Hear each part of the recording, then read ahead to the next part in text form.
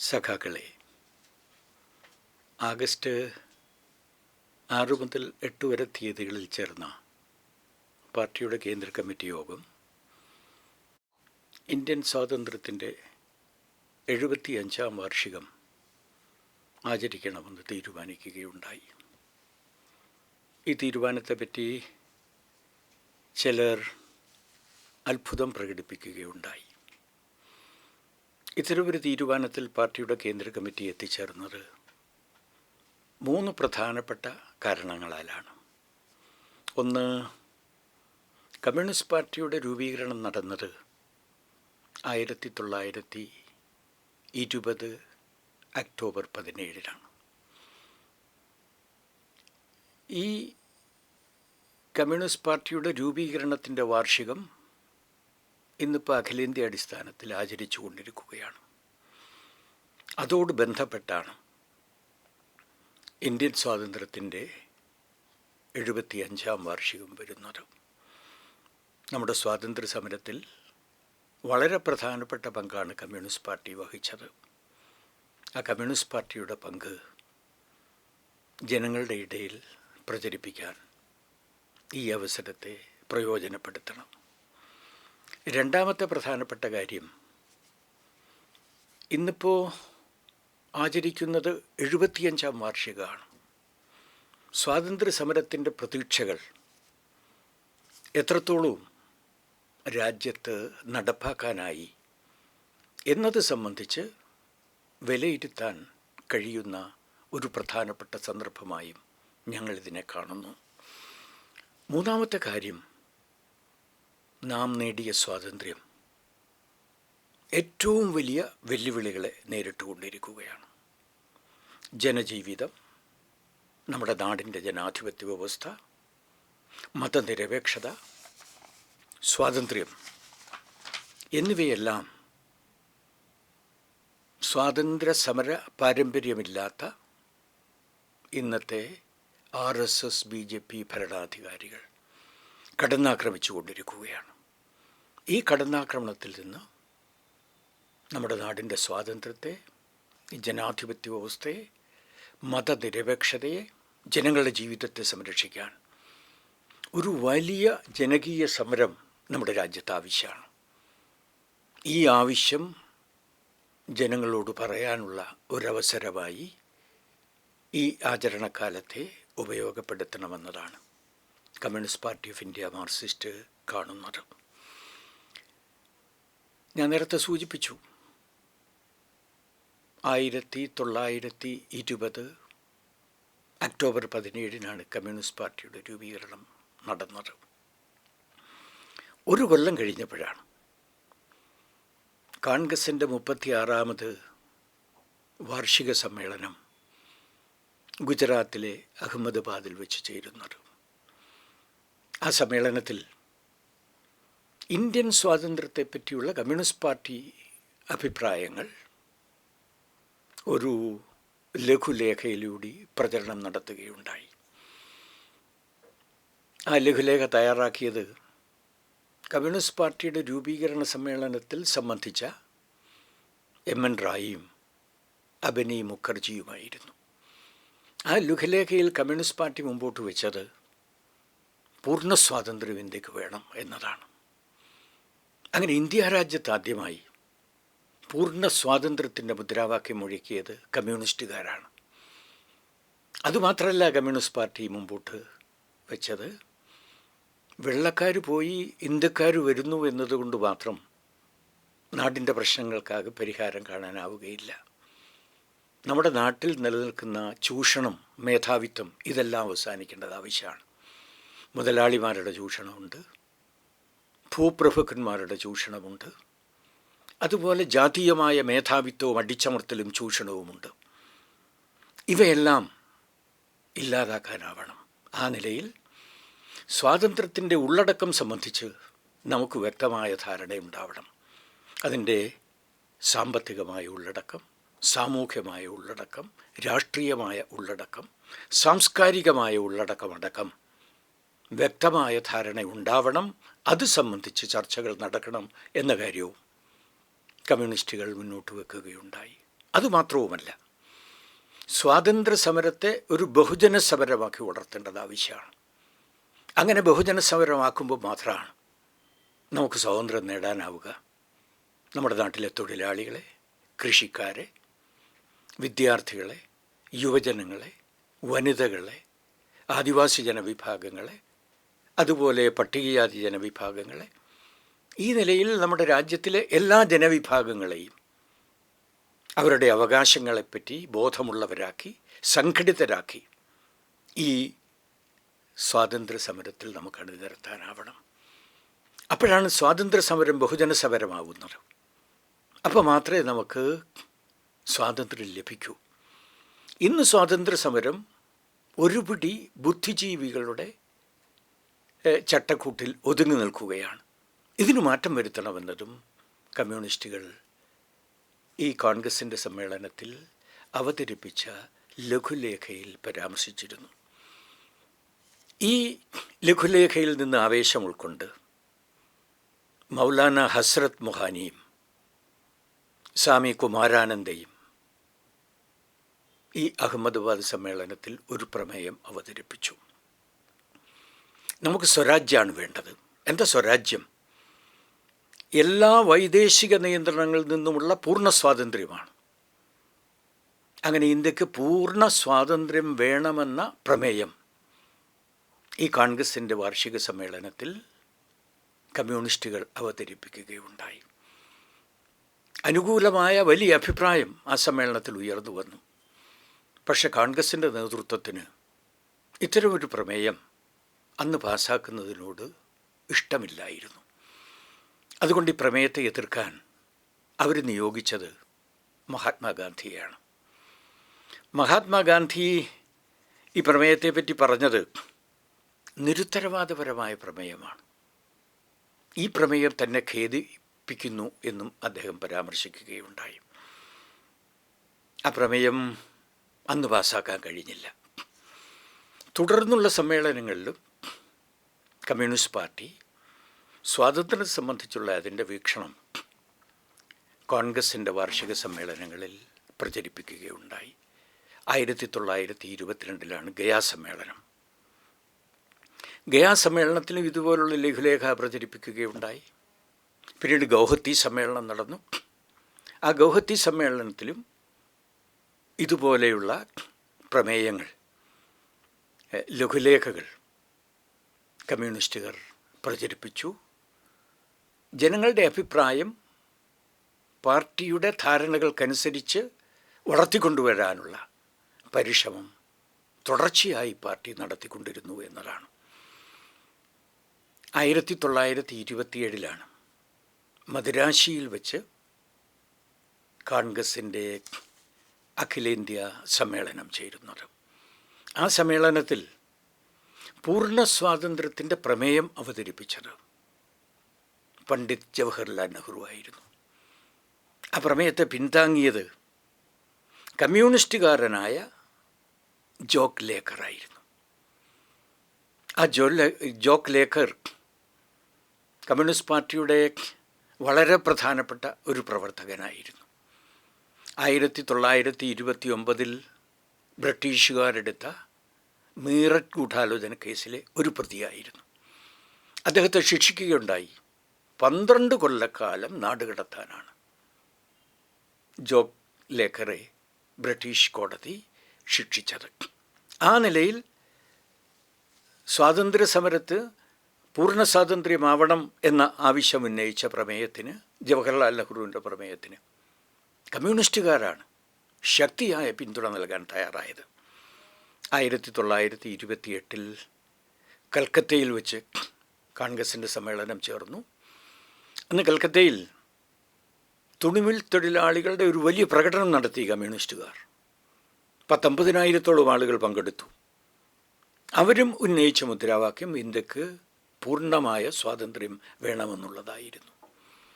അന്ന് സുഭാഷ് ചന്ദ്രബോസ് ഈ പൂർണ്ണ സ്വാതന്ത്ര്യം എന്ന ആവശ്യത്തെ പിന്താങ്ങാൻ തയ്യാറായി.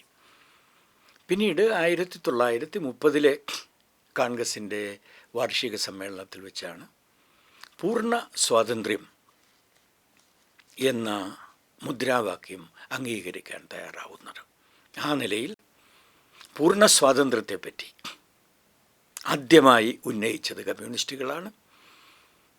ഇന്ത്യയുടെ സ്വാതന്ത്ര്യത്തിൻ്റെ ഉള്ളടക്കം സംബന്ധിച്ച് ചർച്ച നടത്തണമെന്നുള്ള ആവശ്യം കമ്മ്യൂണിസ്റ്റുകൾ ഉന്നയിച്ചു.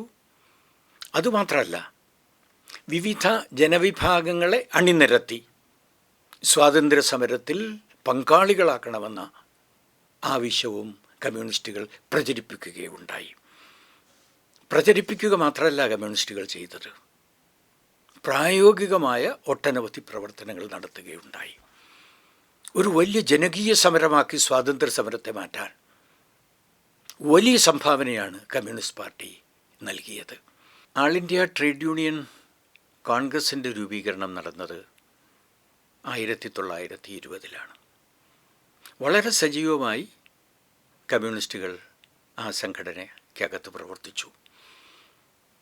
ആ നിലയിൽ 10,000-കണക്കിന് തൊഴിലാളികളെ വിവിധ പ്രദേശങ്ങളിൽ അണിനിരത്താൻ കമ്മ്യൂണിസ്റ്റുകൾക്ക് കഴിഞ്ഞു. അതുമാത്രമല്ല, 1936-ലാണ് അഖിലേന്ത്യാ കിസാൻ സഭയുടെ രൂപീകരണം. അന്ന് ലക്നൗവിൽ വെച്ച് നടന്ന അഖിലേന്ത്യാ കോൺഗ്രസിൻ്റെ സമ്മേളനത്തോട് അനുബന്ധിച്ചാണ് കൃഷിക്കാരുടേതായ യോഗം നടന്നത്, കിസാൻ സഭയുടെ രൂപീകരണം നടക്കുന്നത്. അതിനു മുമ്പ് നിരവധി സംസ്ഥാനങ്ങളിൽ സംസ്ഥാനാടിസ്ഥാനത്തുള്ള കർഷക സംഘത്തിൻ്റെ പ്രവർത്തനം നടന്നിരുന്നു. അതിനെയെല്ലാം ഏകോപിപ്പിക്കുക എന്ന ജോലിയാണ് 1936 ലക്നൗവിൽ നടന്ന സമ്മേളനം നിർവഹിച്ചത്. അതിനുശേഷം രാജ്യത്തെമ്പാടും കൃഷിക്കാരുടെ ആവശ്യങ്ങൾ ഏറ്റെടുത്തുകൊണ്ടുള്ള ഒട്ടനവധി പ്രക്ഷോഭ സമരങ്ങൾ നടക്കുകയുണ്ടായി. കൃഷിഭൂമി കൃഷിക്കാരന് വേണം എന്ന ആവശ്യം ഉന്നയിച്ചുകൊണ്ടുള്ള ഒട്ടനവധി സമരങ്ങളാണ് രാജ്യത്ത് നടന്നത്. കൃഷിക്കാരൻ ഈ സമരങ്ങളുടെ അനുഭവത്തിലൂടെ മനസ്സിലായി, ജന്മിത്വം അവസാനിക്കണമെങ്കിൽ, കൃഷിഭൂമി കൃഷിക്കാരന് ലഭിക്കണമെങ്കിൽ ബ്രിട്ടീഷുകാരുടെ ആധിപത്യം അവസാനിപ്പിക്കാതെ സാധ്യമല്ല. ആ നിലയിൽ കൃഷിക്കാരുടെ പൊതു ആവശ്യമായി ബ്രിട്ടീഷ് ആധിപത്യം അവസാനിപ്പിക്കുക ഈ സമരങ്ങളിലൂടെ കൃഷിക്കാരുടെ ബോധത്തിലെത്തിക്കാൻ കമ്മ്യൂണിസ്റ്റുകളുടെ പ്രവർത്തനത്തിൻ്റെ ഫലമായി കഴിഞ്ഞു. കൃഷിക്കാർ മാത്രമല്ല, വിദ്യാർത്ഥികളെ അണിനിരത്താനുള്ള പരിശ്രമങ്ങളിൽ ഏർപ്പെട്ടു, യുവജനങ്ങളെ അണിനിരത്താനുള്ള പ്രവർത്തനങ്ങളിൽ ഏർപ്പെട്ടു, വനിതകളെ അണിനിരത്താനുള്ള പ്രവർത്തനങ്ങളിൽ ഏർപ്പെട്ടു. അതുപോലെ പുരോഗമന സ്വഭാവമുള്ള എഴുത്തുകാർ, പ്രോഗ്രസീവ് റൈറ്റേഴ്സ് അസോസിയേഷൻ രൂപീകരണത്തിലും വളരെ പ്രധാനപ്പെട്ട പങ്കാണ് കമ്മ്യൂണിസ്റ്റുകൾ നിർവഹിച്ചത്.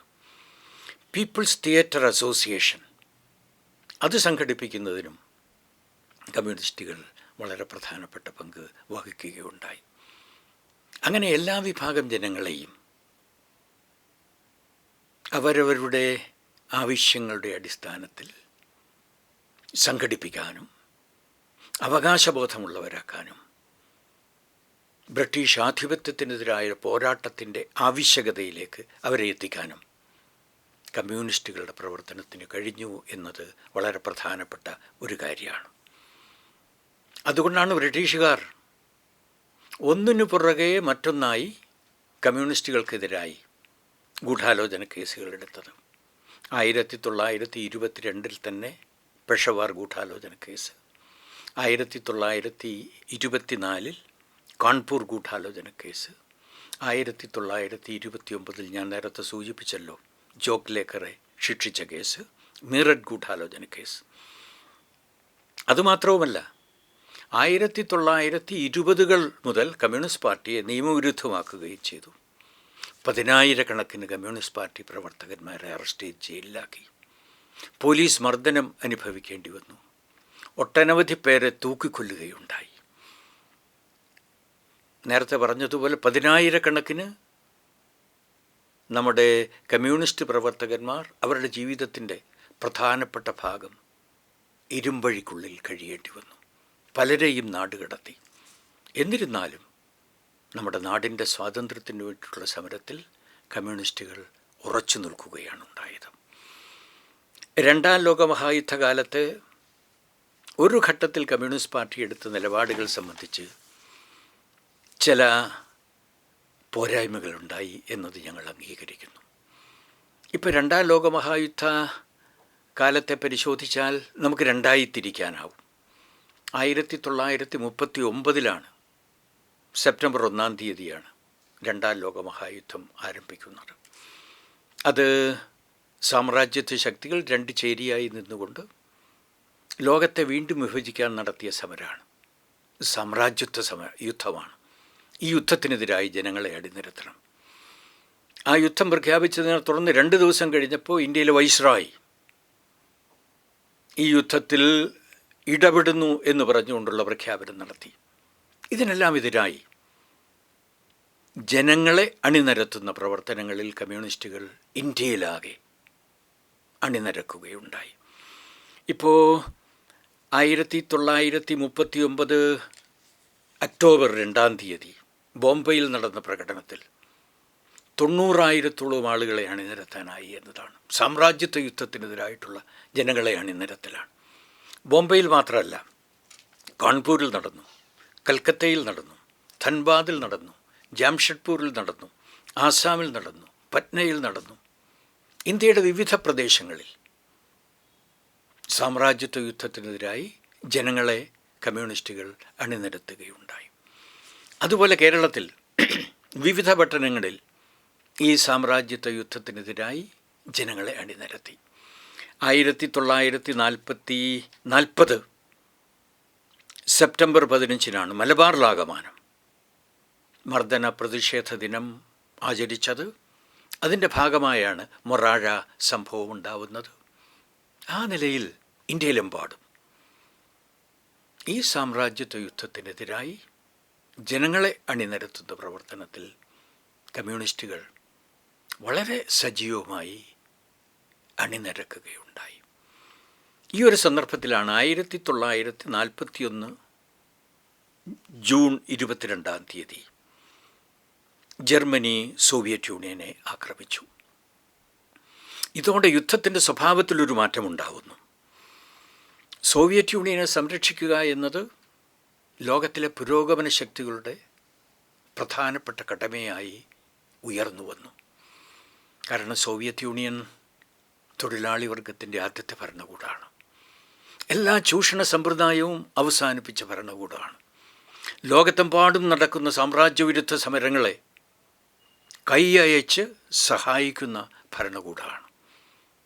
ആ സോവിയറ്റ് യൂണിയൻ്റെ നിലനിൽപ്പ് ലോകത്തെമ്പാടുമുള്ള സാമ്രാജ്യവിരുദ്ധ സമരങ്ങളെ ശക്തിപ്പെടുത്തുന്നതാണ്. ആ നിലയിൽ സോവിയറ്റ് യൂണിയൻ്റെ നിലനിൽപ്പിന് അപകടം വന്നുകൂടാ എന്ന തരത്തിൽ ലോകത്തെമ്പാടുമുള്ള ജനാധിപത്യ ശക്തികൾ ഒരുമിച്ച് അണിനിരക്കുകയുണ്ടായി. സോവിയറ്റ് യൂണിയൻ്റെ വിജയം ലോകത്തെമ്പാടുമുള്ള സാമ്രാജ്യവിരുദ്ധ സമരത്തെ സഹായിക്കുമെന്ന് കണ്ടു. സ്വാതന്ത്ര്യ സമരത്തെ ശക്തിപ്പെടുത്തുമെന്ന് കണ്ടു. ഇവയെല്ലാം, ഈ പ്രതീക്ഷകളെല്ലാം പിൽക്കാലത്തെ ലോകസംഭവ വികാസങ്ങൾ ശരിയെന്ന് തെളിയിച്ചല്ലോ. രണ്ടാം ലോകമഹായുദ്ധത്തിൽ സോവിയറ്റ് യൂണിയൻ വിജയിച്ചു, സാമ്രാജ്യത്വ ശക്തികൾ പരാജയപ്പെട്ടു. അക്കാലത്ത് സ്വാതന്ത്ര്യ സമര പോരാട്ടങ്ങളുടെ ഒരു വലിയ വേലിയേറ്റം ലോകത്തെമ്പാടുമുള്ള രാജ്യങ്ങളിൽ നമുക്ക് കാണാൻ കഴിഞ്ഞിട്ടുണ്ട്.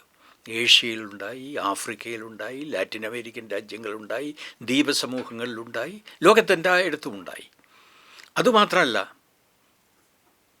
ഇതിൻ്റെ ഫലമായി ലോകത്തിൽ 1/3 ജനവിഭാഗങ്ങൾ സോഷ്യലിസം നടപ്പാക്കിക്കൊണ്ടിരിക്കുന്ന രാജ്യത്തിലെ പൗരന്മാരായി മാറുന്ന സ്ഥിതിയുമുണ്ടായി. ആ നിലയിൽ സോവിയറ്റ് യൂണിയൻ്റെ നിലനിൽപ്പും വിജയവും സോഷ്യലിസത്തിനു വേണ്ടി സമരം ചെയ്യുന്നവരെ സഹായിച്ചതാണ്. സ്വാതന്ത്ര്യത്തിനു വേണ്ടി പോരാടുന്ന ലോകത്തെമ്പാടുമുള്ള ജനങ്ങളെ സഹായിച്ച നടപടിയാണ്.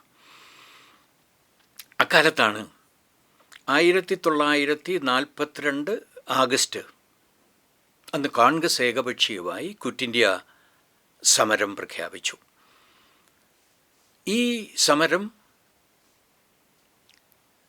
ബ്രിട്ടൻ്റെ യുദ്ധയത്നങ്ങളിൽ തടസ്സമുണ്ടാക്കുമെന്ന് കരുതി കമ്മ്യൂണിസ്റ്റ് പാർട്ടി പങ്കെടുത്തില്ല.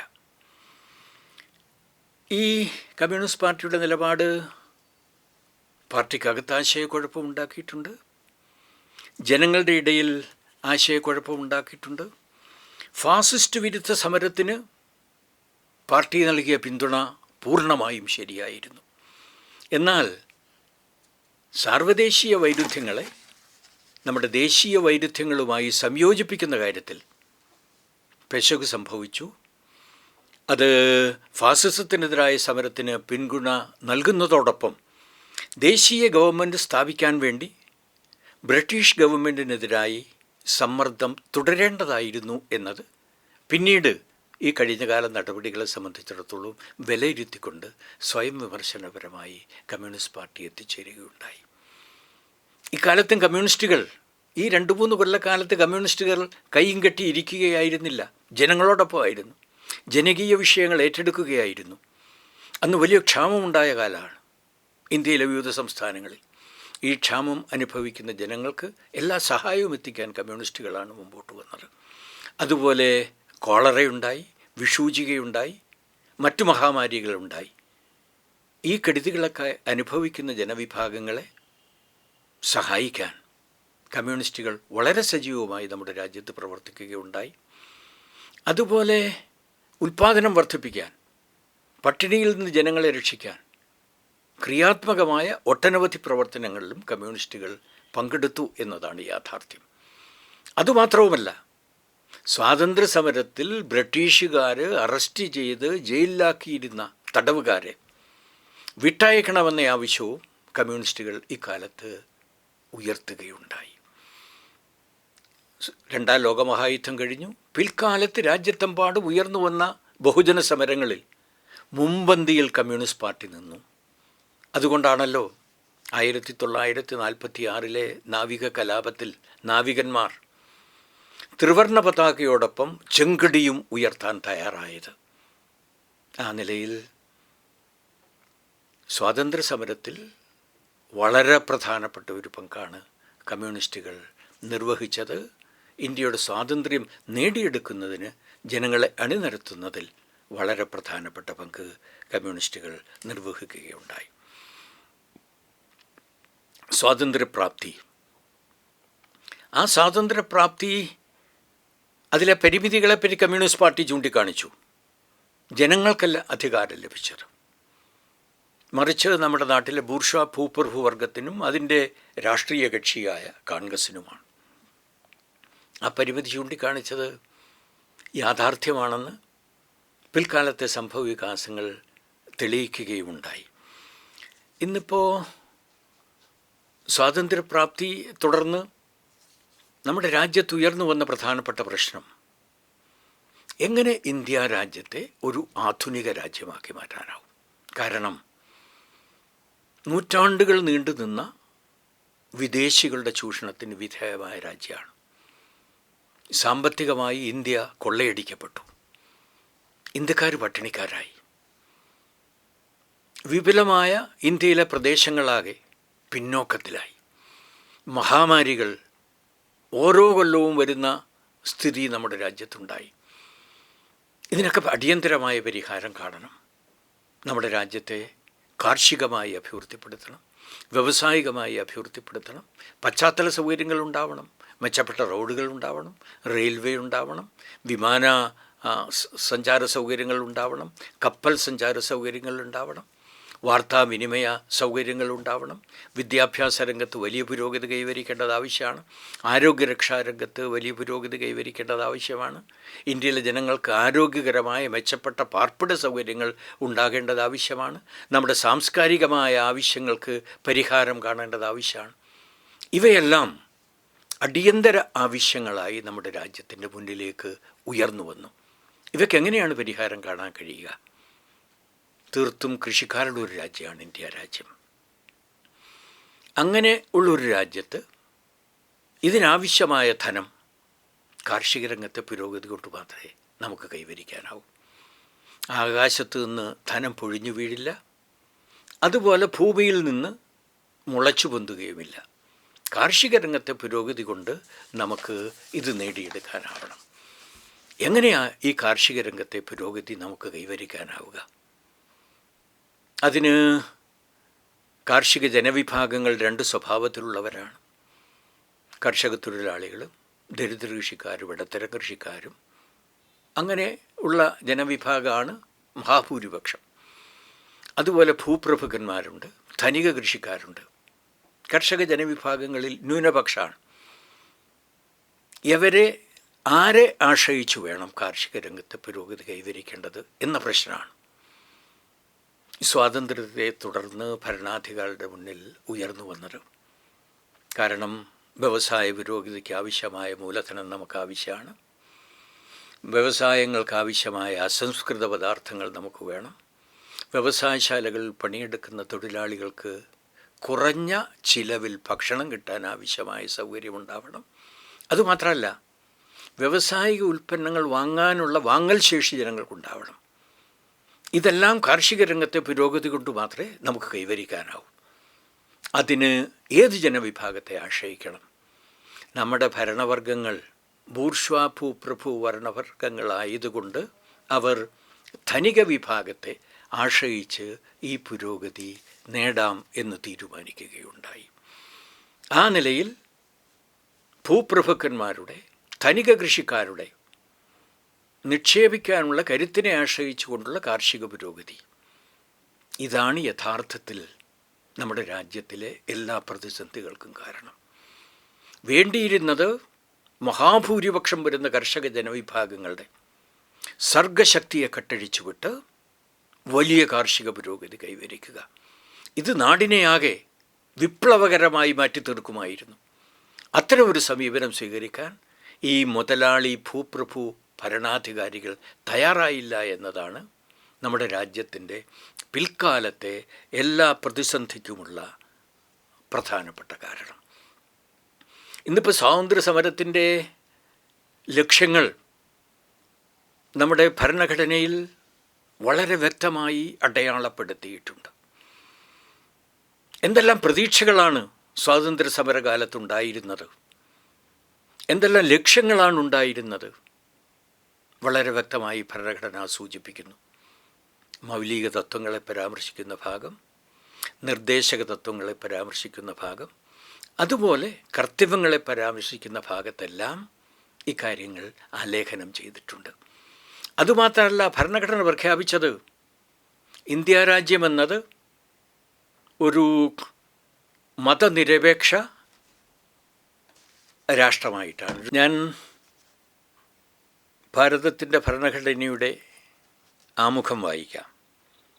ഭാരതത്തിലെ ജനങ്ങളായ നാം ഭാരതത്തെ ഒരു പരമാധികാര സ്ഥിതിസമത്വ മതേതര ജനാധിപത്യ റിപ്പബ്ലിക്കായി സംവിധാനം ചെയ്യാനും അതിലെ പൗരന്മാർക്കെല്ലാം സാമൂഹികവും സാമ്പത്തികവും രാഷ്ട്രീയവുമായ നീതിയും ചിന്തയ്ക്കും ആശയപ്രകടനത്തിനും വിശ്വാസത്തിനും മതനിഷ്ഠയ്ക്കും ആരാധനയ്ക്കും ഉള്ള സ്വാതന്ത്ര്യവും പദവിയിലും അവസരത്തിലും സമത്വവും സംതൃപ്തമാക്കാനും എന്ന് തുടങ്ങിയതാണ് നമ്മുടെ ആമുഖം. അതുപോലെ നമ്മുടെ ഭരണഘടനയിൽ മൗലിക തത്വങ്ങൾ, നിയമത്തിൻ്റെ മുമ്പിലെ തുല്യത വളരെ ശക്തിയായി രേഖപ്പെടുത്തിയിട്ടുണ്ട്. അതുപോലെ നമ്മുടെ ഭരണഘടനയിൽ രാഷ്ട്രത്തിൻ്റെ നിർദ്ദേശക തത്വങ്ങൾ എന്ന ഭാഗത്ത് യഥാർത്ഥത്തിൽ സ്വാതന്ത്ര്യ സമരത്തിൻ്റെ ലക്ഷ്യങ്ങളാകെ അടയാളപ്പെടുത്തിയിരിക്കുകയാണ്. അത് ഇന്ന് വളരെ പ്രസക്തമായതുകൊണ്ട് ഞാനത് വായിക്കാം. ജനങ്ങളുടെ ക്ഷേമം അഭിവൃദ്ധിപ്പെടുത്തുന്നതിനുള്ള ഒരു സാമൂഹ്യ വ്യവസ്ഥിതി രാഷ്ട്രം സംപ്രാപ്തമാക്കണമെന്നും സാമൂഹികവും സാമ്പത്തികവും രാഷ്ട്രീയവുമായ നീതി ദേശീയ ജീവിതത്തിൻ്റെ എല്ലാ മണ്ഡലങ്ങളുടെയും അന്തസ്സത്തയായി തീരുമാറുള്ള ഒരു സാമൂഹ്യ വ്യവസ്ഥിതി കഴിയുന്നത്ര ഫലപ്രദമാകും വിധം സംപ്രാപ്തമാക്കുകയും സംരക്ഷിക്കുകയും ചെയ്തുകൊണ്ട് ജനങ്ങളുടെ ക്ഷേമം അഭിവൃദ്ധിപ്പെടുത്താൻ രാഷ്ട്രം യത്നിക്കേണ്ടതാണ്. വ്യക്തികളുടെ ഇടയിൽ മാത്രമല്ല, വിഭിന്ന പ്രദേശങ്ങളിൽ താമസിക്കുന്നവരുടെയും വിവിധ തൊഴിലുകളിൽ ഏർപ്പെട്ടിരിക്കുന്നവരുടെയുമായ ജനവിഭാഗങ്ങളുടെ ഇടയിലും അവരുടെ വരുമാനത്തിലുള്ള അസമത്വങ്ങൾ കുറയ്ക്കുവാനും പദവിയിലും സൗകര്യങ്ങളിലും അവസരങ്ങളിലുമുള്ള അസമത്വങ്ങൾ ഇല്ലായ്മ ചെയ്യുവാനും രാഷ്ട്രം പ്രത്യേകം യത്നിക്കേണ്ടതാണ്.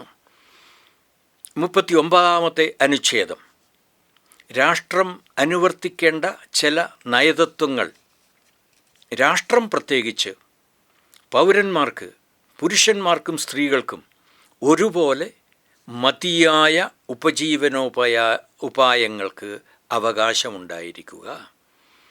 സമൂഹത്തിൻ്റെ ഭൗതിക വിഭവങ്ങളുടെ ഉടമസ്ഥതയും നിയന്ത്രണവും പൊതുനന്മയ്ക്ക് ഏറ്റവും ഉതകുന്ന വിധത്തിൽ വിതരണം ചെയ്യുക. സാമ്പത്തിക വ്യവസ്ഥയുടെ പ്രവർത്തനം പൊതുഹാനിക്കിടയാകാത്ത വിധം സ്വത്തിൻ്റെയും ഉൽപ്പാദന ഉപാധികളുടെയും കേന്ദ്രീകരണം ഉണ്ടാകാതിരിക്കുക. തുല്യ ജോലിക്ക് പുരുഷന്മാർക്കും സ്ത്രീകൾക്കും തുല്യമായ വേതനമുണ്ടായിരിക്കുക. തൊഴിലാളികളായ പുരുഷന്മാരുടെയും സ്ത്രീകളുടെയും ആരോഗ്യവും ശക്തിയും കുട്ടികളുടെ ഇളം പ്രായവും ദുർവിനിയോഗപ്പെടാതിരിക്കുകയും പ്രായത്തിനോ ശക്തിക്കോ അനുയോജ്യമല്ലാത്ത പണികളിൽ പ്രവേശിക്കാൻ സാമ്പത്തിക ആവശ്യത്താൽ പൗരന്മാർ നിർബന്ധിതരാകാതിരിക്കുകയും ചെയ്യുക. കുട്ടികൾക്ക് ആരോഗ്യകരമായ രീതിയിലും സ്വാതന്ത്ര്യവും അന്തസ്സുമുള്ള പരിതസ്ഥിതികളിലും വളരുവാൻ അവസരങ്ങളും സൗകര്യങ്ങളും നൽകുകയും ചൂഷണത്തിൽ നിന്നും സാൻമാർഗികവും ഭൗതികവുമായ പരിത്യജനത്തിൽ നിന്നും ബാല്യത്തെയും യൗവനത്തെയും സംരക്ഷിക്കുകയും ചെയ്യുക തുടങ്ങിയിട്ടുള്ള വളരെ പ്രധാനപ്പെട്ട കാര്യങ്ങളാണ്, പ്രതീക്ഷകളാണ് ഈ ഭരണഘടനയിൽ ആലേഖനം ചെയ്തിട്ടുള്ളത്. ഞാനതിൻ്റെ കൂടുതൽ വിശദാംശങ്ങളിലേക്ക് കടക്കുന്നില്ല. ഇന്ന് ഈ പ്രതീക്ഷകൾ എത്രത്തോളം പ്രാവർത്തികമായി എന്ന് പരിശോധിക്കേണ്ട വളരെ പ്രധാനപ്പെട്ട സന്ദർഭമാണ്. ഇന്നിപ്പോൾ നമ്മുടെ രാജ്യത്തിലെ ഭരണത്തിലിരിക്കുന്നത് സ്വാതന്ത്ര്യ സമര പാരമ്പര്യം ഒട്ടും അവകാശപ്പെടാനില്ലാത്ത RSSും BJPക്കാരുമാണ്. അതുകൊണ്ട് സ്വാതന്ത്ര്യ സമരം ഉയർത്തിപ്പിടിച്ച എല്ലാ മൂല്യങ്ങളും അവരുടെ ഭരണത്തിൽ ഇന്നിപ്പോൾ അപകടത്തിലായിരിക്കുകയാണ്. ജനജീവിതം ഇതുപോലെ ക്ലേശകരമായൊരു സാഹചര്യം നമ്മുടെ രാജ്യത്തിൻ്റെ മുൻകാല ചരിത്രത്തിൽ ഒരിക്കലും ഉണ്ടായിട്ടില്ല. നമ്മുടെ രാജ്യത്തിലെ ജനങ്ങളെ സംബന്ധിച്ചിടത്തോളം ഏറ്റവും പ്രധാനപ്പെട്ട പ്രശ്നം അവരുടെ വിശപ്പിന് പരിഹാരം കാണുക എന്നതാണ്. ഇക്കാര്യത്തിൽ ഇന്ത്യയിലെ ഇന്നത്തെ സ്ഥിതി വിശപ്പ് അനുഭവിക്കുന്നവരുടെ എണ്ണം താരതമ്യേന വർദ്ധിച്ചു കൊണ്ടിരിക്കുന്നു എന്നതാണ് മറ്റു രാജ്യങ്ങളുമായി താരതമ്യപ്പെടുത്തിയാൽ. ഈ കഴിഞ്ഞ കൊല്ലം ലോകത്തിലെ വിവിധ രാജ്യങ്ങളിലെ വിശപ്പ് അനുഭവിക്കുന്നവരുടെ കണക്ക് എടുക്കുകയുണ്ടായി. 107 രാജ്യങ്ങളുടെ കണക്കാണ് എടുത്തത്. ആ കണക്കിൽ ഇന്ത്യയുടെ സ്ഥാനം 94-ാമത്തേതാണ്. ഇന്ത്യയേക്കാൾ താഴെ 13 രാജ്യങ്ങൾ മാത്രമാണുള്ളത്.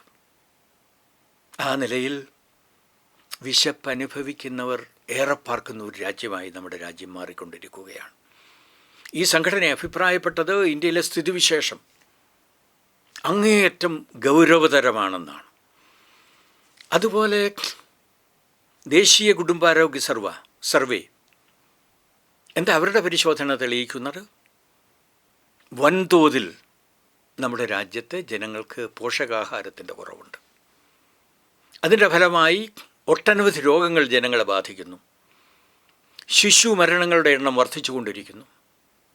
കഴിഞ്ഞ കാലത്ത് ഇതിനേക്കാൾ ഇന്ത്യക്കുണ്ടായിരുന്ന ഗ്രേഡിൽ 2 ഗ്രേഡ് കുറയ്ക്കാനാണ് ഇത്തവണ തയ്യാറായത്. ആ നിലയിൽ ഇന്ത്യയിലെ സ്ഥിതിവിശേഷം താഴ്ന്നുകൊണ്ടിരിക്കുന്നു എന്നതാണ് ദേശീയ കുടുംബാരോഗ്യ സർവേ വ്യക്തമാക്കുന്നത്. അതുപോലെ വളരെ പ്രധാനപ്പെട്ട ഒരു സാർവദേശീയ സംഘടനയാണ് പീ റിസർച്ച് സെൻറ്റർ. ലോകത്തെമ്പാടുമുള്ള ദാരിദ്ര്യം അനുഭവിക്കുന്ന ജനവിഭാഗങ്ങളുടെ കണക്കെടുക്കുന്ന സംഘടനയാണ്. അവരുടെ കണക്ക് തെളിയിക്കുന്നത് ഈ കഴിഞ്ഞ ഒരു കൊല്ലക്കാലത്തിനിടയിൽ ഇന്ത്യയെ സംബന്ധിച്ചിടത്തോളം ഇന്ത്യയിലെ പട്ടിണിക്കാരുടെ എണ്ണം വർദ്ധിച്ചിരിക്കുന്നു എന്നതാണ്. അടുത്ത കാലത്തായി 6 കോടി പട്ടിണിക്കാർ ഇന്ത്യ രാജ്യത്തുണ്ടായിരുന്നത് ഇന്ന് 13,40,00,000 പെരുകിയിരിക്കുന്നു എന്നതാണ് പ്യൂ റിസർച്ച് സെൻറ്റർ സൂചിപ്പിക്കുന്നത്. അതുപോലെ ആഗോള നിലവാരത്തിൽ പാവപ്പെട്ടവരുടെ എണ്ണം കണക്കിലെടുക്കുന്ന മറ്റ് നിരവധി സംഘടനകളുണ്ട്. അവർ പറയുന്നത് ലോകത്തെമ്പാടുമുള്ള പാവപ്പെട്ടവരിൽ 57.3% ഇന്ത്യക്കാരാണെന്നതാണ്. ഇന്ത്യയിലെ സാമ്പത്തിക സ്ഥിതി എത്ര ദയനീയമാണ് എന്ന് വ്യക്തമാക്കുന്ന ഏറ്റവും വലിയ കണക്കാണ് ഇത്. അതുമാത്രമല്ല, ഇന്ത്യയിൽ തൊഴിലില്ലായ്മ വളർന്നുകൊണ്ടിരിക്കുകയാണ്. ഇന്നിപ്പോൾ കോവിഡ് ഈ തൊഴിലില്ലായ്മയെ വൻതോതിൽ വർദ്ധിപ്പിച്ചിരിക്കുകയാണ്. തൊഴിലില്ലായ്മ എല്ലാ മേഖലകളിലും നമുക്ക് കാണാനാവും. ഇപ്പോൾ സൂക്ഷ്മ, ചെറുകിട, ഇടത്തരം വ്യവസായങ്ങളിൽ ഏതാണ്ട് ഒരു 25% തൊഴിലാളികൾക്ക് ജോലി നഷ്ടപ്പെട്ടിരിക്കുകയാണ്. 1.5 കോടിയോളം വരുന്ന ജനങ്ങളാണ്. അതുപോലെ ശമ്പളം കിട്ടുന്ന ജനവിഭാഗമുണ്ട്. അവരിലും 25% ജോലി നഷ്ടപ്പെട്ടിരിക്കുന്നു. ഏതാണ്ട് 2,10,00,000 വരുമെന്നാണ് കണക്കാക്കുന്നത്. ഇപ്പോൾ തൊഴിലില്ലായ്മ അനുഭവിക്കുന്ന ഗ്രാമീണ ജനതയുടെ തൊഴിലില്ലായ്മ പ്രശ്നത്തിന് പരിഹാരം കാണുന്നതിനാണ് ദേശീയ തൊഴിലുറപ്പ് പദ്ധതി. ഈ പദ്ധതിക്കുള്ള വിഹിതം ഈ ഗവൺമെൻറ് നിരന്തരം കുറച്ചുകൊണ്ടിരിക്കുകയാണ്. ഇന്നിപ്പോൾ ഈ കോവിഡിൻ്റെ കാലത്ത് കൂടുതൽ ആളുകൾക്ക് ജോലി കൊടുക്കാൻ കഴിയണം, കൂടുതൽ ദിവസം ജോലി കൊടുക്കാൻ കഴിയണം, കൂടുതൽ തുക അവർക്ക് നൽകാനാവണം.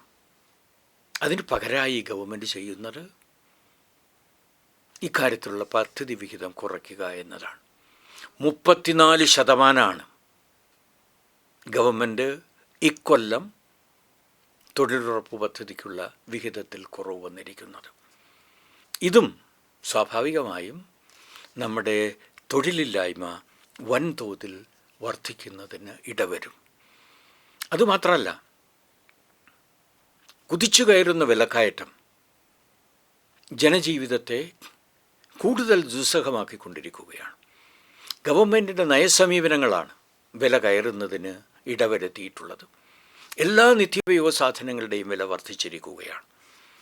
അതിനുള്ള ഒരു പ്രധാനപ്പെട്ട കാരണം പെട്രോളിയം ഉൽപ്പന്നങ്ങളുടെ വില വളരെ ബോധപൂർവം ഈ ഗവൺമെൻറ് വർദ്ധിപ്പിക്കുന്നു എന്നതാണ്. ലോകകമ്പോളത്തിൽ പെട്രോളിയം ഉൽപ്പന്നങ്ങളുടെ വില ഇടിയുകയാണ്. എന്നാൽ ഇന്ത്യയിൽ ഇതിൻ്റെ വില വർദ്ധിക്കുകയാണ്. ഇന്നിപ്പോൾ കഴിഞ്ഞ ജനുവരി 1-ാം തീയതി മുതൽ ഈ ജൂലൈ 22-ാം തീയതി വരെയുള്ള കണക്ക് നമ്മൾ പരിശോധിച്ചാൽ പെട്രോളിയം ഉൽപ്പന്നങ്ങളുടെ വില 67 തവണയാണ് വർദ്ധിപ്പിച്ചത്. ഡീസലിൻ്റെ വില 63 തവണയാണ്. ഈ വില വർധനവാണ് ഏതാണ്ട് എല്ലാ നിത്യോപയോഗ സാധനങ്ങളെയും വർദ്ധിപ്പിച്ചിരിക്കുന്നത്. ഈ കണക്കെന്താ സൂചിപ്പിക്കുന്നത്? ഇന്ത്യയിൽ പാവപ്പെട്ടവരുടെ എണ്ണം വർദ്ധിച്ചുകൊണ്ടിരിക്കുന്നു, ദുരിതം അനുഭവിക്കുന്നവരുടെ എണ്ണം വർദ്ധിച്ചുകൊണ്ടിരിക്കുന്നു, ജനങ്ങളുടെ പ്രയാസവും ദുരിതവും കൂടുതൽ രൂക്ഷതരമായി കൊണ്ടിരിക്കുന്നു. ഇത് ഇന്ത്യയിലെ ഒരു ചിത്രം മാത്രമാണ്. മറ്റൊരു ചിത്രമുണ്ട്. സമ്പന്നന്മാർ ഏറെ സമ്പന്നന്മാരാവുന്നു, ആ സമ്പന്നന്മാരുടെ സമ്പത്ത് അതിവേഗം വളർന്നുകൊണ്ടിരിക്കുന്നു എന്ന ചിത്രവും നമുക്ക് ഇന്ത്യയെ സംബന്ധിച്ചിടത്തോളം കാണാൻ കഴിയും. ഇപ്പോൾ ഓക്സ്ഫാം നടത്തിയിട്ടുള്ള പരിശോധന ഇന്ത്യയിലെ 70% ജനങ്ങൾ, അവർ ജനസംഖ്യയുടെ കണക്ക് പരിശോധിച്ചാൽ 95,30,00,000 വരും. അവരുടെ ധനത്തിൻ്റെ 4 ഇരട്ടി നമ്മുടെ രാജ്യത്തിലെ സമ്പന്നന്മാരായ 1% കൈവശം വച്ചിരിക്കുന്നു എന്നതാണ് ഈ കണക്ക് സൂചിപ്പിക്കുന്നത്. അസമത്വം വൻതോതിൽ വളർന്നിരിക്കുകയാണ് നമ്മുടെ രാജ്യത്തെ സംബന്ധിച്ചിടത്തോളം. 9 ശതകോടീശ്വരന്മാർ ഇന്ത്യയിലാകെയുള്ള ധനത്തിൻ്റെ 50% കൈവശം വച്ചിരിക്കുന്നു. ഈ ശതകോടീശ്വരന്മാരിൽ അംബാനിയും അദാനിയുമാണ് ഏറ്റവും വലിയ സമ്പന്നന്മാരായി മാറിക്കൊണ്ടിരിക്കുന്നത്. കോവിഡ് കാലത്ത് എല്ലാ ജനങ്ങളും ബുദ്ധിമുട്ടിലും ക്ലേശത്തിലുമായി. എന്നാൽ ശതകോടീശ്വരന്മാരെ സംബന്ധിച്ചിടത്തോളം അവരുടെ സമ്പത്ത് ഇരട്ടിയായി വർദ്ധിക്കുകയുണ്ടായി. അംബാനിയുടെയും അദാനിയുടെയും സമ്പത്ത് വൻതോതിൽ വർദ്ധിക്കുകയുണ്ടായി. അതുമാത്രമല്ല, ശതകോടീശ്വരന്മാരുടെ എണ്ണത്തിലും ഇന്ത്യയിൽ ഗണ്യമായ വർധനവുണ്ടായതായി നമുക്ക് കാണാൻ കഴിയും. ഇന്ത്യയിൽ ശതകോടീശ്വരന്മാരായി ഉണ്ടായിരുന്നത് 102 പേരാണ്. അത് ഇന്ന് 140 പേരായി വളർന്നിരിക്കുന്നു എന്നതാണ്. ശതകോടീശ്വരന്മാർ ഏറെയുള്ള രാജ്യങ്ങളിൽ 3-ാമത്തെ സ്ഥാനമാണ് ഇന്ത്യയെ സംബന്ധിച്ചിടത്തോളം. അങ്ങനെ പാവപ്പെട്ടവർ കൂടുതൽ പാവപ്പെട്ടവരാവുന്നു, സമ്പന്നന്മാർ ഏറെ സമ്പന്നന്മാരാവുന്നു എന്നതാണ് നമ്മുടെ രാജ്യത്ത് കാണുന്നത്. ഈ ഭരണാധികാരികൾ, BJP ഭരണാധികാരികൾ എടുക്കുന്ന ജനവിരുദ്ധമായ നയസമീപനങ്ങളുടെ അടിസ്ഥാനത്തിലാണ് ഈ വലിയ മാറ്റം സംഭവിച്ചുകൊണ്ടിരിക്കുന്നത്. അവരിന്ന് നമ്മുടെ രാജ്യത്തിൻ്റെ സമ്പത്താകെ കോർപ്പറേറ്റുകൾക്ക് ഒന്നൊന്നായി പതിച്ചു കൊടുത്തുകൊണ്ടിരിക്കുകയാണ്. നമ്മുടെ രാജ്യത്തിലെ പൊതുമേഖലാ സ്ഥാപനങ്ങൾ ഏതാണ്ട് എല്ലാം കോർപ്പറേറ്റുകൾക്ക് തീർ കൊടുത്തു കഴിഞ്ഞിരിക്കുകയാണ്. ഇരുമ്പുരുക്ക് വ്യവസായശാലകൾ, അലൂമിനിയം നിർമ്മാണശാലകൾ, അതുപോലെ യന്ത്രനിർമ്മാണശാലകൾ, സൂക്ഷ്മോപകരണ യന്ത്രനിർമ്മാണശാലകൾ, പ്രതിരോധാവശ്യങ്ങൾക്ക് വേണ്ടിയിട്ടുള്ള വ്യവസായങ്ങൾ ഒന്നൊന്നായി സ്വകാര്യ മേഖലയ്ക്ക് പതിച്ചു കൊടുത്തു. അതുമാത്രമല്ല, സഞ്ചാര സൗകര്യങ്ങൾ ബന്ധപ്പെട്ട എല്ലാ മേഖലകളിലും ഇന്നിപ്പോൾ സ്വകാര്യവൽക്കരണം നടന്നുകൊണ്ടിരിക്കുകയാണ്. ബാങ്കുകൾ സ്വകാര്യവൽക്കരിച്ചു കൊണ്ടിരിക്കുന്നു. ഇൻഷുറൻസ് കമ്പനി സ്വകാര്യവൽക്കരിച്ചു. ഈ അടുത്ത ദിവസം തന്നെ ലോക്സഭ ഒരു നിയമം അടിച്ചേൽപ്പിക്കുകയുണ്ടായി, ഇൻഷുറൻസിൻ്റെ സ്വകാര്യവൽക്കരണം. അങ്ങനെ ഒന്നൊന്നായി രാജ്യത്തെ ആകെ കോർപ്പറേറ്റുകൾക്ക് തീർ കൊടുക്കുകയാണ്. ഈ നടപടിയാണ് നമ്മുടെ രാജ്യത്തിലെ ജനവിഭാഗങ്ങളെ സംബന്ധിച്ചിടത്തോളം അവരുടെ ജീവിത പ്രയാസങ്ങൾ വർദ്ധിക്കാൻ ഇടവരുത്തിയിട്ടുള്ളത്.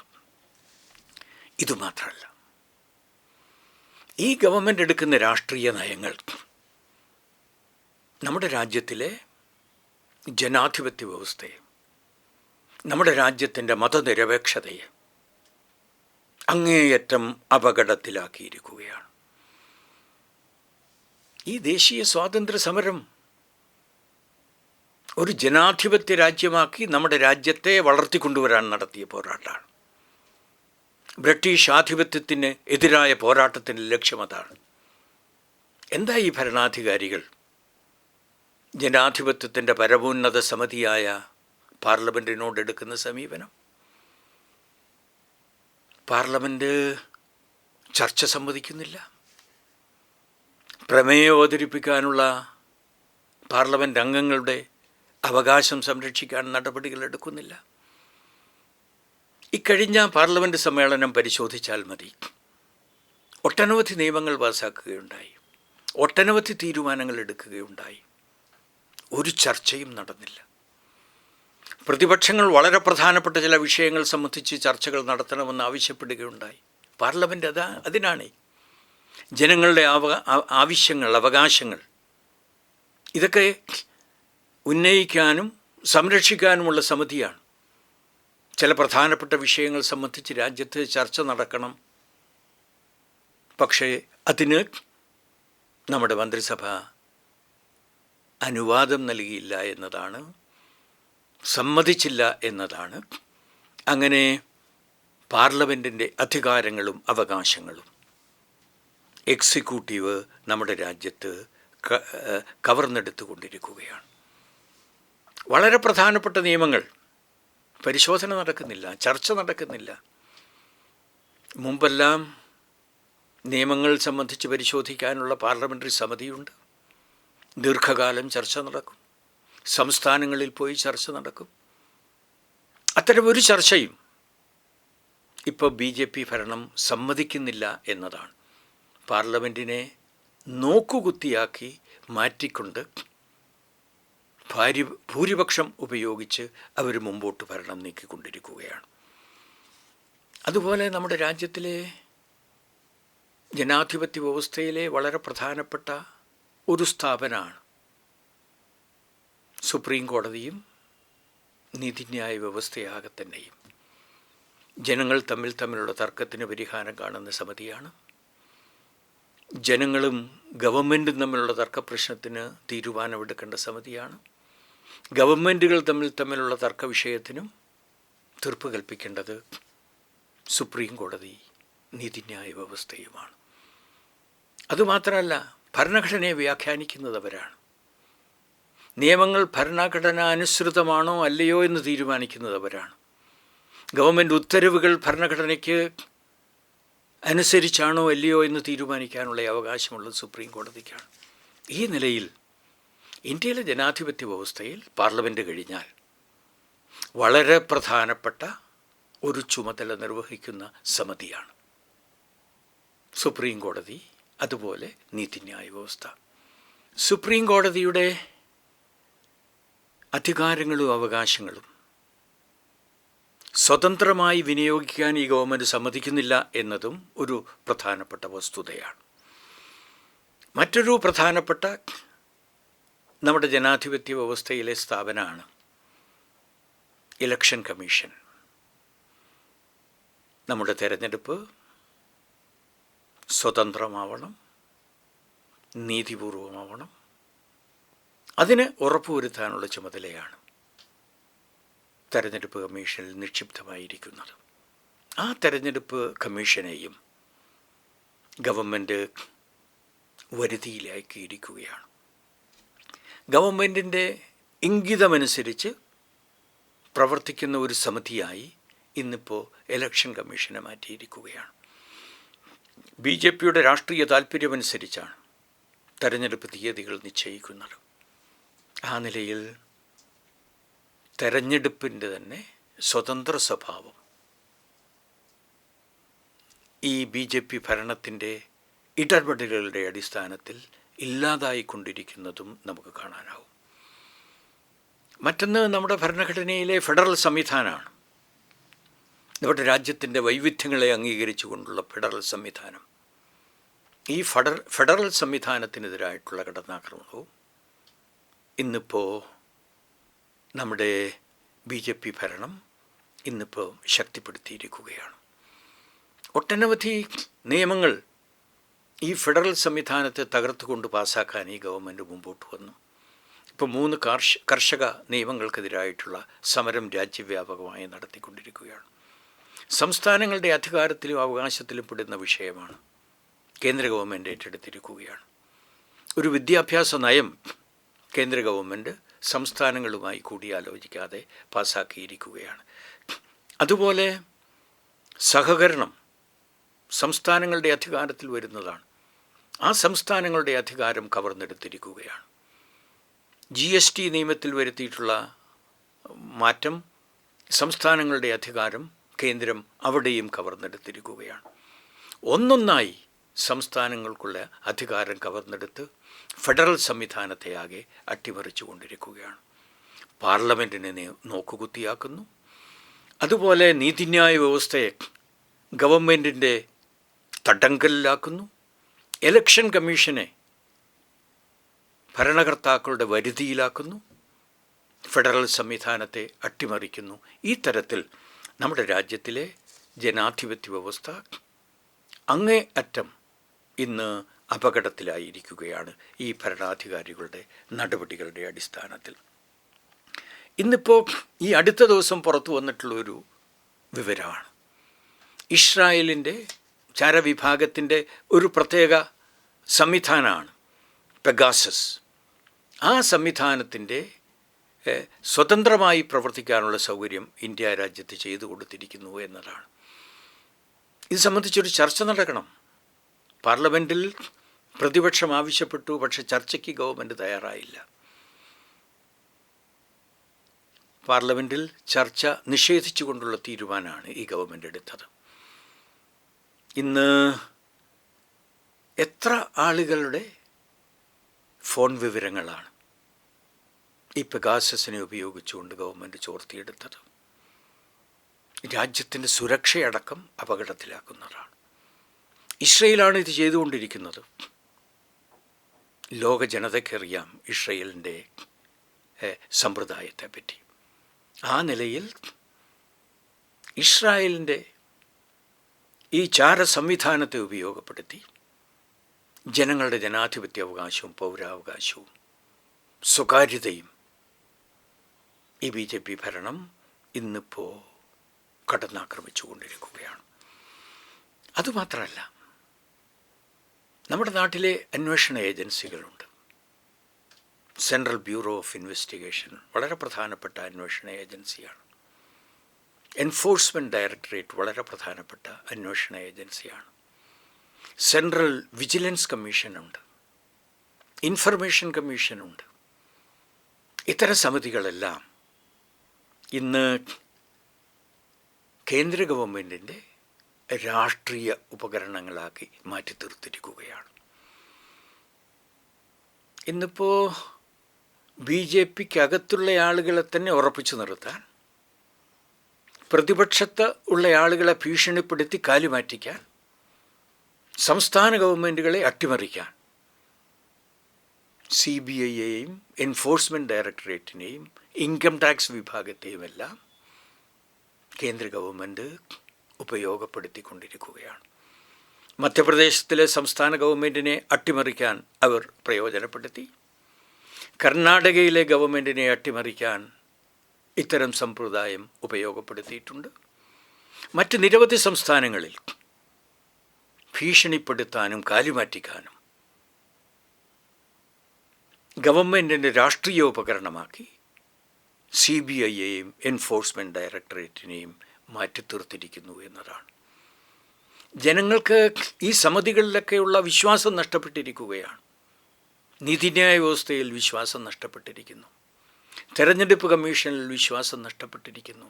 അന്വേഷണ ഏജൻസികളിൽ വിശ്വാസം നഷ്ടപ്പെട്ടിരിക്കുന്നു. പാർലമെൻറ്റിനെ അതിൻ്റെ ചുമതലകൾ നിർവഹിക്കാൻ ഈ ഗവൺമെൻറ് സമ്മതിക്കുന്നില്ല. അതുമാത്രമല്ല, ഒട്ടനവധി കരിനിയമങ്ങൾ ജനങ്ങളുടെ പൗരാവകാശങ്ങൾക്കും ജനാധിപത്യാവകാശങ്ങൾക്കും എതിരായി എടുത്തുപയോഗിച്ചു കൊണ്ടിരിക്കുകയാണ്. UAPA എത്ര പേരിലാണ് ചുമത്തിയിരിക്കുന്നത്? രാജ്യദ്രോഹ കുറ്റം എത്ര ആളുകളുടെ പേരിലാണ് ഇവർ ചുമത്തിയിരിക്കുന്നത്? നാഷണൽ സെക്യൂരിറ്റി ആക്ട് ഉപയോഗിച്ചുകൊണ്ട് നിരവധി ആളുകളെ ജയിലിലാക്കിയിരിക്കുകയാണ്. ആ നിലയിൽ ജനങ്ങളുടെ ജനാധിപത്യ അവകാശങ്ങൾ ഹനിക്കപ്പെടുകയാണ് നമ്മുടെ രാജ്യത്ത്. പൗരാവകാശങ്ങൾ നിഷേധിക്കപ്പെടുകയാണ് നമ്മുടെ രാജ്യത്ത്. ഇക്കാര്യങ്ങളെല്ലാം സർവ്വദേശീയമായി പരിശോധിക്കുന്ന സംഘടനകൾ ചൂണ്ടിക്കാണിക്കുന്നത് ഇന്ത്യയിലെ ജനാധിപത്യ വ്യവസ്ഥയും പൗരാവകാശങ്ങളും ചരിത്രത്തിലെ ഏറ്റവും വലിയ വെല്ലുവിളികളെ നേരിടുന്നു എന്നതാണ്. ഇപ്പോൾ സ്വീഡനിലെ വളരെ പ്രധാനപ്പെട്ട ഒരു സ്ഥാപനമാണ് VDEM ഇൻസ്റ്റിറ്റ്യൂട്ട്. എന്താ ഇന്ത്യയിലെ ജനാധിപത്യ വ്യവസ്ഥയെ സംബന്ധിച്ചുള്ള അവരുടെ അഭിപ്രായം? തെരഞ്ഞെടുക്കപ്പെട്ട സ്വേച്ഛാധിപത്യമെന്നാണ് അവർ ഇന്ത്യൻ ജനാധിപത്യത്തെ വിശേഷിപ്പിക്കുന്നത്. ദി എക്കോണമിസ്റ്റ് എന്ന മാധ്യമം വിശേഷിപ്പിക്കുന്നത് വികലമായ ജനാധിപത്യമാണ് ഇന്ത്യയിലെന്നതാണ്. അതുപോലെ അമേരിക്കയിലെ ഫ്രീഡം ഹൗസ് വിവിധ രാജ്യങ്ങളിലെ ജനാധിപത്യ സമ്പ്രദായത്തെപ്പറ്റി പരിശോധിച്ച് അഭിപ്രായം പറയുന്ന ഒരു സ്ഥാപനമാണ്. ഇന്ത്യയിൽ സ്വതന്ത്രമായ ജനാധിപത്യമല്ല, ഭാഗികമായ ജനാധിപത്യം മാത്രമാണെന്നാണ് ഈ സംഘടനയുടെയും അഭിപ്രായം. അതുപോലെ മനുഷ്യാവകാശ സംഘടനകൾ മനുഷ്യാവകാശം സംബന്ധിച്ചുള്ള ഇൻഡെക്സിങ് അത് ഇന്ത്യയുടെ സ്ഥാനം താഴോട്ട് പോയിക്കൊണ്ടിരിക്കുന്നു എന്നതാണ് സൂചിപ്പിക്കുന്നത്. 94 ആ സ്ഥാനം, ഇന്ന് 111 ഇടിഞ്ഞു താണിരിക്കുകയാണ്. അതുപോലെ ട്രാൻസ്പെറൻസി ഇൻ്റർനാഷണൽ കറപ്ഷനെ സംബന്ധിച്ചിടത്തോളം ഉള്ളതാണ്.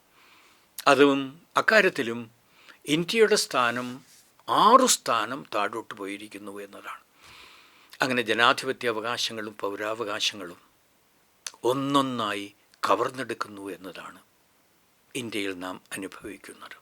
അതുമാത്രമല്ല, നമ്മുടെ ഭരണഘടനയിലെ വളരെ പ്രധാനപ്പെട്ട ഒന്നാണ് മതനിരപേക്ഷത. ഈ രാജ്യത്തിലെ ജനങ്ങളുടെ യോജിപ്പിന്, രാജ്യത്തിൻ്റെ യോജിപ്പിന് വളരെ പ്രധാനമാണ്.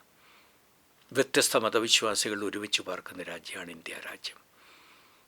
അതുകൊണ്ട് വിശ്വാസങ്ങൾ ഒന്ന് മറ്റൊന്നിന് മേധാവിത്വം പുലർത്തിക്കൂടാ. തുല്യതയുണ്ടാവണം. ഇവയെല്ലാം ഇന്നിപ്പോൾ നിഷേധിക്കപ്പെടുകയാണ്.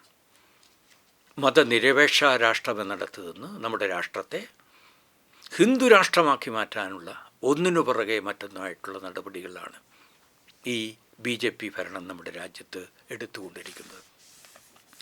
ബാബ്രി മസ്ജിദിൻ്റെ തകർച്ചയും ആ തകർച്ചയ്ക്ക് കാരണക്കാരായ ആരെയും ശിക്ഷിക്കാതിരുന്ന സാഹചര്യവും എന്ത് സന്ദേശമാണ് നമ്മുടെ രാജ്യത്ത് പകർന്നു കൊടുത്തത്?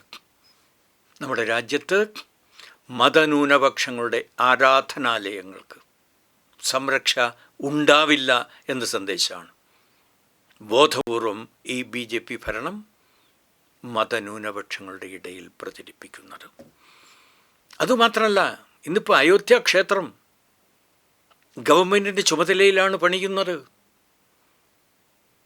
അതിൻ്റെ ശിലാസ്ഥാപന ചടങ്ങിൽ പ്രധാനമന്ത്രി, ഉത്തർപ്രദേശത്തിലെ മുഖ്യമന്ത്രി, ഉത്തർപ്രദേശത്തിലെ ഗവർണർ സുപ്രീം കോടതിയുടെ തീരുമാനത്തിന് വിരുദ്ധമായി ഗവൺമെൻറ് ചുമതലയിലാണ് ക്ഷേത്രം പണിയിന്ന് നടക്കുന്നത്. മതനിരപേക്ഷതയെ ഇതുപോലെ കടന്നാക്രമിച്ച ഒരു സംഭവം നമ്മുടെ രാജ്യത്തിൻ്റെ മുൻകാല ചരിത്രത്തിൽ ഒരിക്കലും ഉണ്ടായിട്ടില്ല. അതുപോലെ ഇന്ത്യയിലെ പൗരത്വത്തിൻ്റെ അടിസ്ഥാനമായി മതം കൊണ്ടുവരാനുള്ള നടപടികൾ ഒന്നിനു പുറകെ മറ്റൊന്നായി കേന്ദ്ര ഗവൺമെൻറ് എടുത്തുകൊണ്ടിരിക്കുകയാണ്. പൗരത്വാവകാശ ഭേദഗതി നിയമം ലക്ഷ്യമതാണ്. ഹിന്ദു ജനവിഭാഗങ്ങൾക്ക് മാത്രം പൗരത്വം എന്ന തരത്തിലേക്ക് നമ്മുടെ രാജ്യത്തിൻ്റെ പൗരത്വത്തെ നിർവചിക്കാനുള്ള തുടക്കം കുറിച്ചിരിക്കുകയാണ്. ഇപ്പം ജമ്മു കാശ്മീർ സംസ്ഥാനം ഒറ്റ ദിവസം കൊണ്ടാണ് നമ്മുടെ രാജ്യത്തില്ലാതായത്. എന്താ അത്തരൊരു നടപടിക്ക് ഗവൺമെൻറ് തയ്യാറായത്? മുസ്ലിം ഭൂരിപക്ഷ പ്രദേശമാണ്. ആ ഭൂരിപക്ഷ സ്വഭാവം ഇല്ലാതാക്കണം. ഇന്നിപ്പോൾ ആ സംസ്ഥാനം ഇല്ലാതാക്കി 2 കേന്ദ്രഭരണ പ്രദേശങ്ങളായി പ്രഖ്യാപിച്ചു. തദ്ദേശീയർ സംബന്ധിച്ചുള്ള നിർവചനത്തിൽ മാറ്റം വരുത്തി. ഇസ്രയേൽ പശ്ചിമേഷ്യയിൽ കുടികയറ്റം നടത്തുന്നത് പോലെ ഈ പ്രദേശത്തേക്ക് മുസ്ലിം മതവിശ്വാസികളല്ലാത്ത മതവിശ്വാസികളെ കടത്തിക്കൊണ്ടുവരാനും ഭൂരിപക്ഷമില്ലാതാക്കാനുമുള്ള നടപടികൾ എടുത്തുകൊണ്ടിരിക്കുകയാണ് ഈ ഗവൺമെൻറ്. എന്താ ഇപ്പോൾ ലക്ഷദ്വീപിലെടുക്കുന്ന നടപടികളുടെ ലക്ഷ്യം ഇതുതന്നെയാണ്. അതുപോലെ എത്ര നിയമങ്ങളാണ് ഇവർ പാസ്സാക്കാൻ ഇന്നിപ്പോൾ മുമ്പോട്ട് വന്നുകൊണ്ടിരിക്കുന്നത്.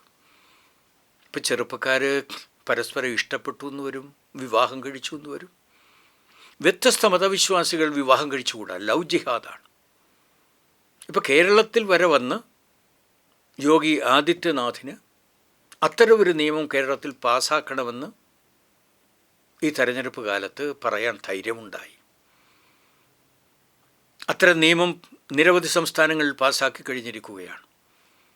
അതുപോലെ ജനസംഖ്യാ നിയന്ത്രണത്തിനുള്ള നിയമം പാസ്സാക്കാൻ ഉത്തർപ്രദേശ് ആലോചിച്ചുകൊണ്ടിരിക്കുകയാണ്, തീരുമാനം എടുത്തിരിക്കുകയാണ്. ന്യൂനപക്ഷങ്ങൾക്കെതിരായിട്ടുള്ള കടന്നാക്രമണം ശക്തിപ്പെടുത്തിയിരിക്കുകയാണ്. മതനിരപേക്ഷ സ്വഭാവത്തെ ഇല്ലാതാക്കി ഹിന്ദു രാഷ്ട്രം സ്ഥാപിക്കാനുള്ള ഒന്നിനു പുറകെ മറ്റൊന്നായ നടപടികളാണ് ഈ ഗവൺമെൻറ് എടുത്തുകൊണ്ടിരിക്കുന്നത്. അതുമാത്രമല്ല, ഇന്ത്യയുടെ സ്വതന്ത്ര വിദേശ നയം ഉപേക്ഷിച്ച് കളഞ്ഞിരിക്കുകയാണ്. അമേരിക്കയുടെ വിദേശ നയം ദത്തെടുത്തിരിക്കുകയാണ്. അമേരിക്കയുടെ സ്നേഹിതൻ ഇന്ത്യയുടെ സ്നേഹിതനാണ്. അമേരിക്കയുടെ ശത്രു ഇന്ത്യയുടെ ശത്രുവാണ്. ഏതാണ്ട് എല്ലാ സൈനിക സഖ്യങ്ങളിലും ചേരാനുള്ള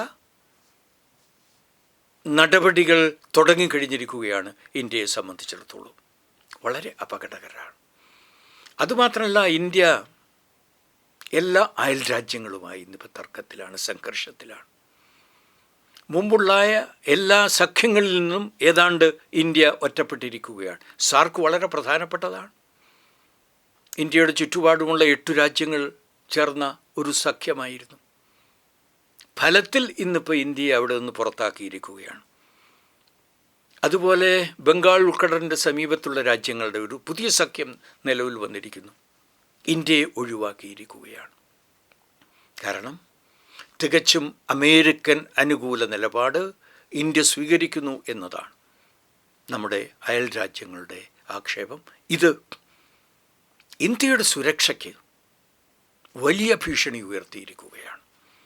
ആ നിലയിൽ നമ്മുടെ സ്വാതന്ത്ര്യവും നമ്മുടെ സുരക്ഷയും ഈ BJP ഭരണത്തിൽ അപകടത്തിലായിരിക്കുകയാണ്.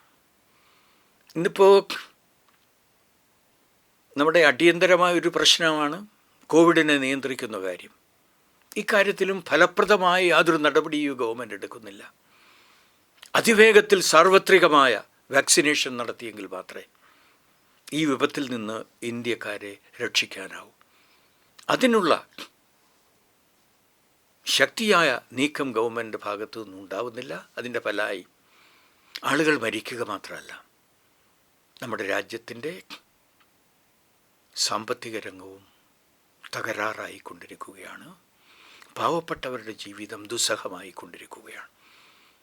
അതുകൊണ്ട് ഈ നയങ്ങൾക്കെതിരായി, ജനവിരുദ്ധമായ ഈ BJP ഭരണത്തിൻ്റെ നയങ്ങൾക്കെതിരായി, ജനാധിപത്യ വിരുദ്ധമായ അവരുടെ നയങ്ങൾക്കെതിരായി, മതനിരപേക്ഷതയെ അട്ടിമറിക്കുന്ന നയങ്ങൾക്കെതിരായി, രാജ്യത്തിൻ്റെ പരമാധികാരവും സ്വാതന്ത്ര്യവും അപകടത്തിലാക്കുന്ന ഈ BJP ഗവൺമെൻറ് നയത്തിനെതിരായി ഒരു വലിയ ജനകീയ സമരം നമ്മുടെ രാജ്യത്ത് വളർന്നു വരേണ്ടതായിട്ടുണ്ട്.